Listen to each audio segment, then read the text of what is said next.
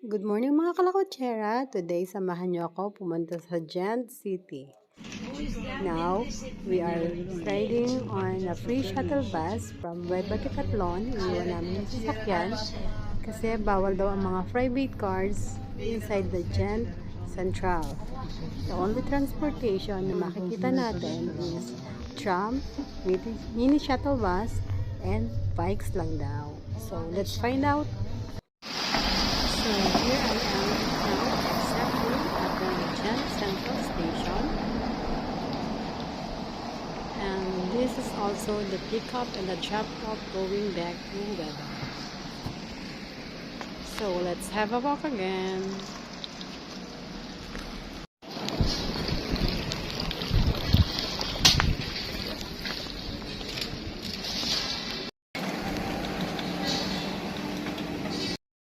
Hello guys, andito ako sa city of Gent, a small city here in Belgium. Oh, may mga turista din. So, it is a small city in Belgium where it's very organized sila. So, walang masyadong, they minimize the number of cars here here inside the city. So, ang makikita lang natin na public transport here is yung tram at saka yung kanilang mini shuttle bus. So, mini shuttle bus is a free ride from Decathlon up to the center of Gent. So, alika, libutin natin dito. And let's do the sightseeing. This is our third day and last day.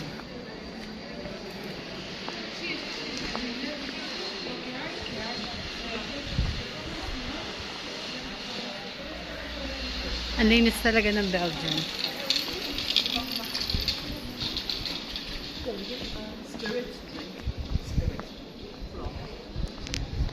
Yung basurahan nila may color coding.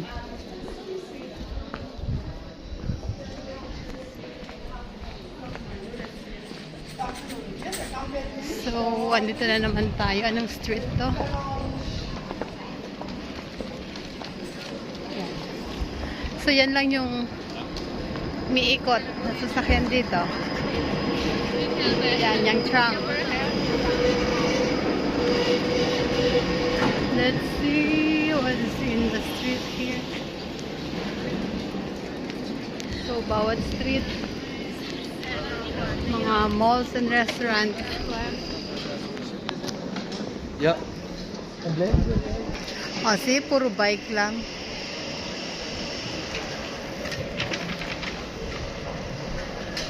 And police. Syempre. So, wala talagang maraming sasakyan. And to the side,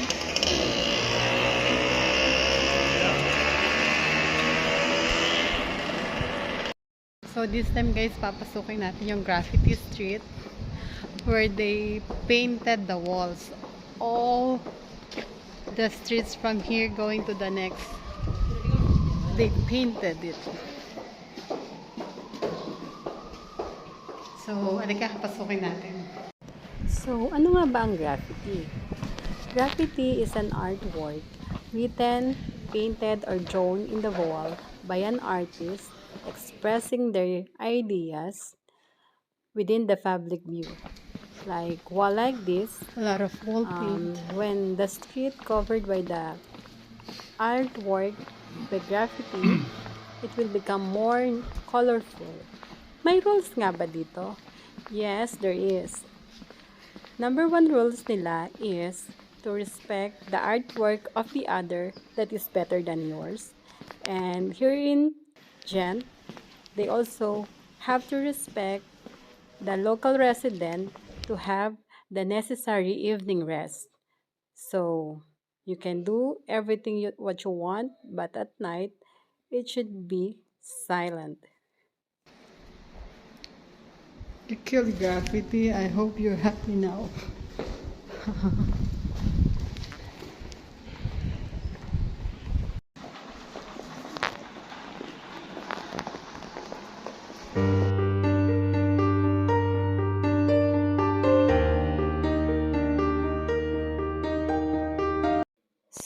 let's check the price, how much it is.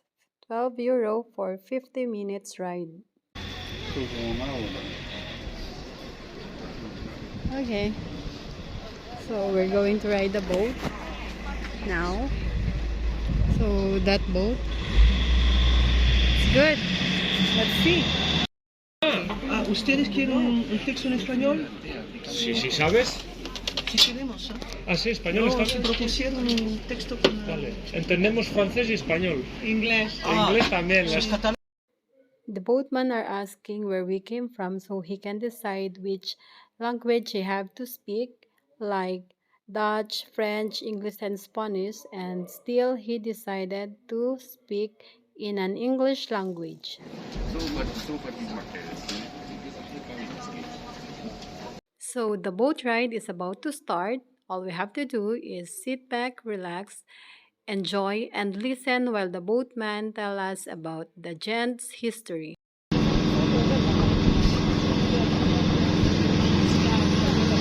Ziezo, goeiedag beste mensen, allemaal hartelijk welkom aan boord van de bootjes van Gent.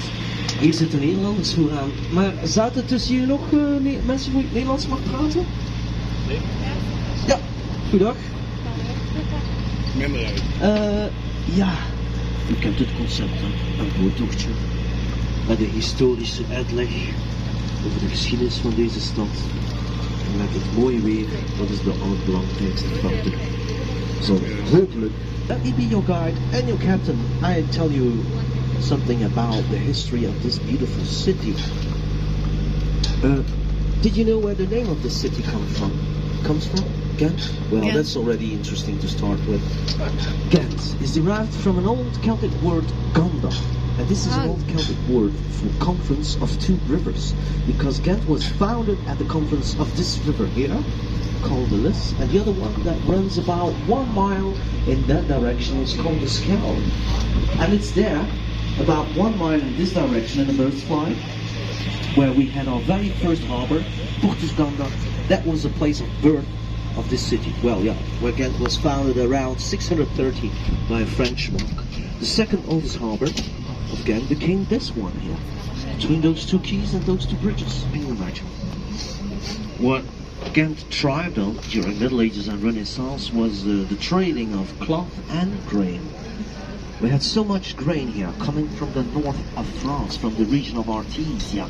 So much grain that we were able to claim not a special privilege, the state right on grain, which gave us the right to claim up one-fourth of all the grain that we had. Imagine how beneficial this was for the Gentils. On condition that that grain was stacked in one of the... Mooie zonsondergang daar op Portus Ganda. Portus Ganda heeft trouwens ook een stuk steiger die in het water uitsteekt. En het ziet eruit als de...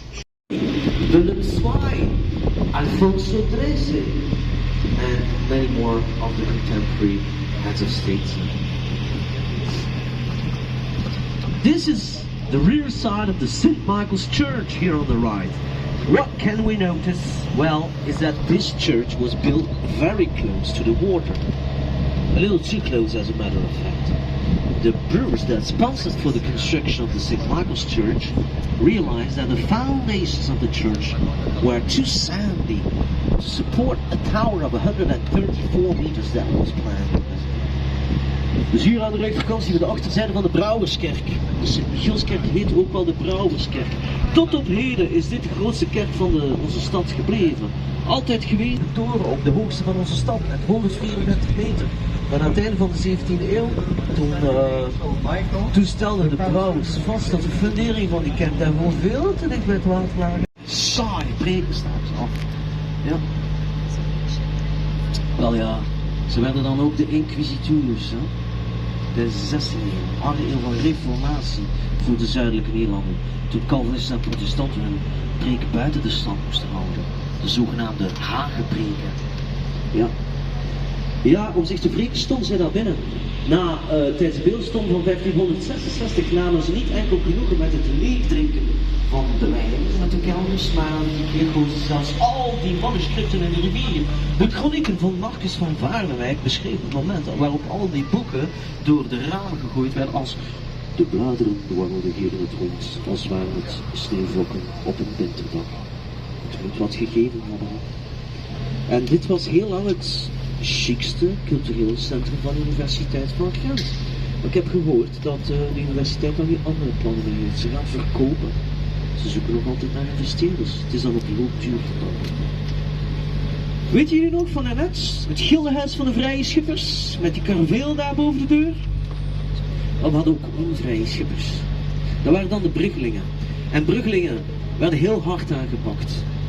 Ja, ze mochten zo goed als niks van de Gentenaars. Ze mochten niet over de Leie varen, niet over de Schelde. Ze mochten zelfs deze haven niet binnenvaren. Tussen de 13e eeuw tot begin van de 18e eeuw. Zo lang hebben zij gewacht. En uiteindelijk hebben ze daar een mooie gildehuis gebouwd. In baroktijden al dan, hè? Begin 18e eeuw. Ziet u daar? Met die twee rare dolfijnen. Die twee grote ankers daarop, hè? Twee rare dolfijnen al. Gekke beeld die mensen hadden. But I mean, it was proclaimed as the best zoo of Europe already 3 or 4 years. And yeah, it's really very recommendable too. And then they went to live here in the Paters Hall before it became one of Gent's, well, no, Gent's nicest restaurant neighborhood. Oh, just like this one here, the Ober, here between those two bridges, has nothing to envy from the restaurants of the Paters Hall. Also from early Middle Ages, this neighborhood, also very wanted. Very, well, I would like to live here, I can tell you. And this, well, but this became the neighborhood where during the beginnings of the 19th century, some of the textile barons of Ghent decided to have some of the very first textile factories. The true cotton weaveries like this or that, the two high buildings that we can see here on the right side, with the round windows there, or that Ghent River Hotel, followed by many more. Let's not forget that Ghent had its key role during 19th century. Ghent became much more recent. That was inaugurated in 1912. That was clearly for the World Exposition of 1913. Dus hier aan de linkerkant, hè, de oude vismijnen op de restanten van de Sint-Velenkerkgebouw. De oude slagerij hier. So there on the left side, the very first common thing. Well, this was a beer merchant's house. That's why that bar is called the Waterhouse along the beer side. Yep, nice play on words. And that was the wine merchant's house on the other side from the 18th century in Rococo style. Dus daar aan de linkerkant het Engelboegersgebouw. Gent's chicste vastgoedkantoor. Oh ja, eigenlijk het chicste vastgoedkantoor van heel Vlaanderen. Is dit gebouw dus. Is de, dit vastgoedkantoor, sorry. Het is uit de 18e eeuw. En de bierhandelaars die hadden aan de andere kant, aan de buurkant, een gildehuis. Donc là à la droite, un petit café qui s'appelle la Maison d'eau, le long du côté de la bière. C'est bien trouvé, c'est un petit jeu de mots qui nous rappelle que c'était clairement le côté où les marchands de bière avaient leur maison de guilde, tandis que les marchands de vin avaient la leur dans quelque chose de bien plus huppé. Hein. Le bâtiment Engelvolkerslaan. Ouais, vous avez déjà vu?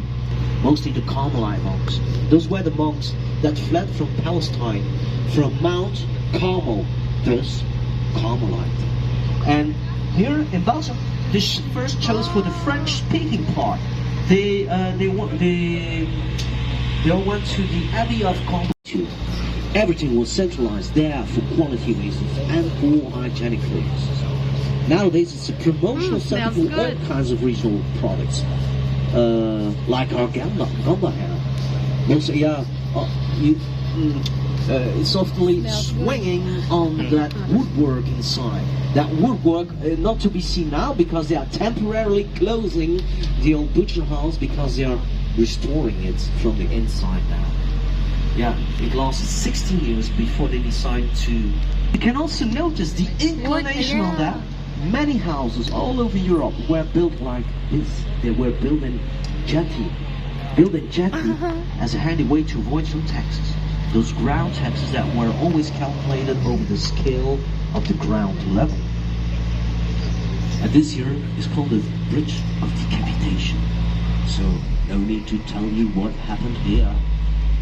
Just like I don't need to tell you who had to wait for his death sentence there. In that frightening oubliettes. What's in there? Speaking of frightening oubliettes, the most frightening oubliette is inside the Count's castle. Yeah, that dungeon inside reminds us of its true function. It was where the French that invented that kind of a waterlock system of rabotage. Pues un rabo era un tipo de esclusa donde se usaba un sistema primitivo de rabotage, inventado por los franceses. Also, das war eine Schleuse, wo ein monastère encore actif chez nous. Ouais. Entre les novices, déjà, durant les dernières décennies, on n'a plus de jeunes Belges pour la raison simple que ce n'est plus vraiment une vocation entre les jeunes d'aujourd'hui. Et on parle d'une connexion Wi-Fi déplorable à l'intérieur du monastère. 13th century, though it was rebuilt twice throughout the 18th century when most of that was ravaged by some fires. Not only is this the biggest monastery of Ghent, but this is also the last remaining active monastery of Ghent. This is where they brewed that nice blonde Abbey beer, the Augustin. The Augustin was brewed here between the 13th century until 1973. Nowadays it's still brewed according to the old tradition. Ja. En de schelme verhaaltje over de appetijtjes van Ghent. Nou ja, het gaat niet zozeer over onze lekkere waterzooi, hè? Andere appetijtjes. Ja, vooral de geneugten. Keizerkarel heeft zojuist wat afgeneugd. Snapt u wat ik bedoel, hè? Dergelijke verhaaltjes. Walter de Buck liet zijn fantasie botvieren daarop. Hè. Dat is een bekende Gentse volkszanger met schunnige liederen als Manevlier. De petites histoires pittoresques, presque grivoises sur les appétits de Charles Quint. Vous avez vu le genre d'appétit dont on parle. Ouais, surtout ceux qui n'auraient pas les flamandes. Il adorait les flamandes. Hein. Mais qui n'adoraient pas les flamandes. Ils étaient réputés pour leur beauté, leur peau blanchâtre. So there's also a shop for the Belgian beer. So this one, na-try ko na. And this one.